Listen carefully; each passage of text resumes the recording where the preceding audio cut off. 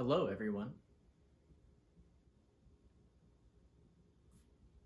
Recently, I got a 2007 Mercedes C280, the 4MATIC version, not the rear-wheel drive version.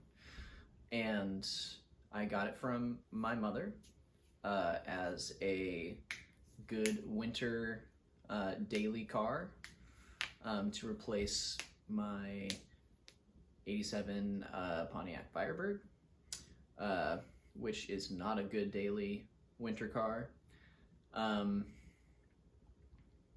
And she got rid of it because it has around 200,000 miles on it, and it was time for her to get a new car, and the old one has been bestowed upon me. The problem with all of that is that the transmission has developed the classic Mercedes 722.6 and 722.9 shifting faults, I would say. This is typical for 722.6 transmissions as well as 722.9s. A lot of the time, I know mostly about the 722.9s because that's what I thought I had for a while in that car, until I realized that the 0.6 was the transmission offered with the all-wheel drive package, which is what it has. So I was learning a lot about the 722.9, and I'm glad I don't have the 722.9 at this point. Needs a bunch of work. If it was the 722.9, it would need, once I pulled the pan, it would need the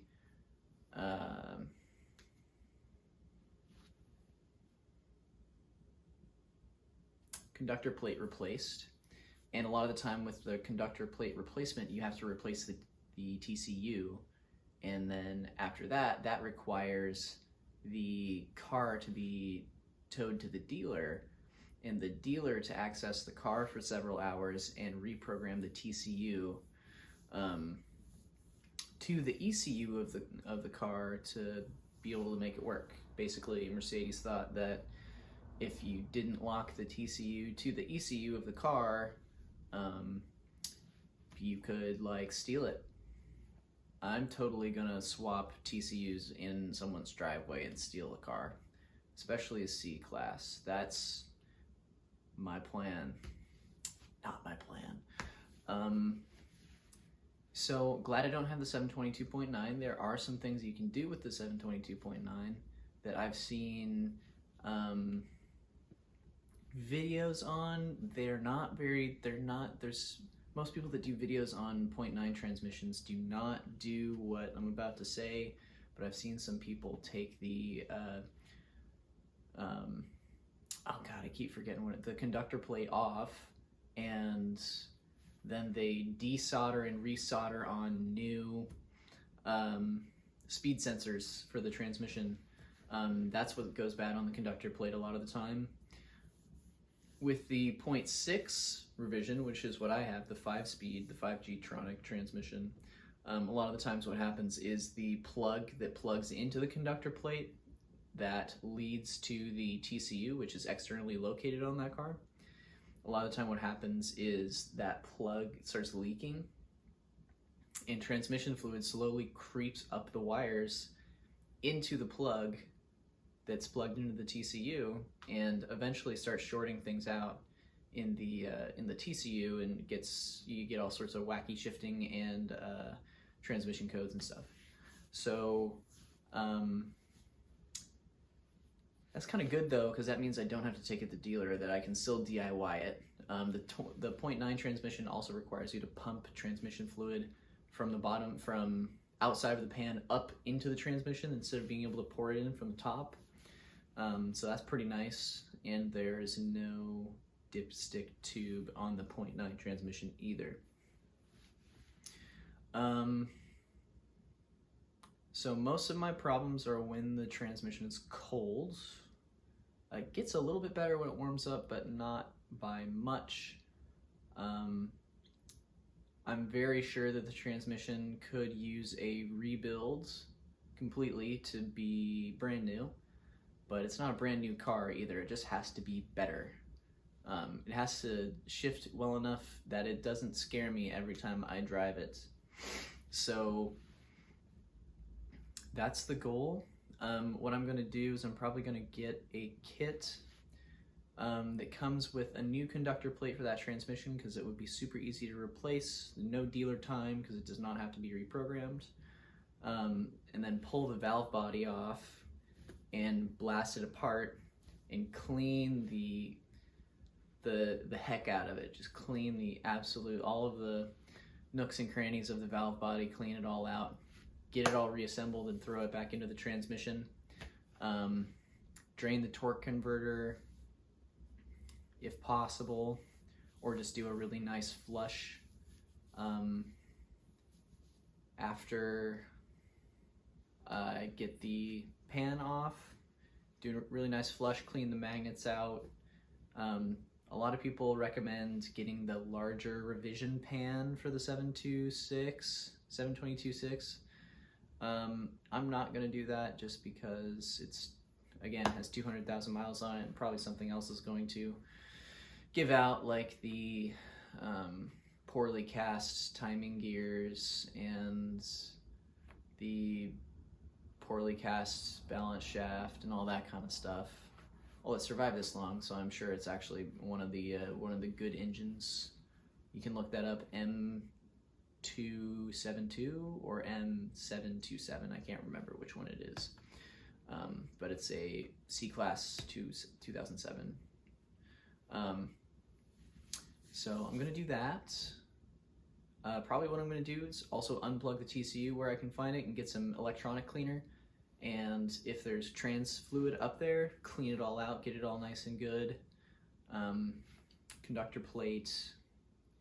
And then there's some odds and ends that come in those flush kits, but hopefully that will clean up the shifting when the car is cold. I'll let you guys know how that works out. There's also the problem of finding a place to do it, because I'm a college student and I live in apartments, and making a driveway look like a murder scene is not on the landlord's typical good renter list. So I'm gonna see how I'm gonna do that. Aside from that, yeah, just give everything a really good once over cleaning, or maybe twice or three times over. The valve body is going to be fun. I'm scared to deal with all the check balls that are in there, but I probably will end up doing that. And there's probably a bunch of other parts like crossover or overlap valves, I think they are.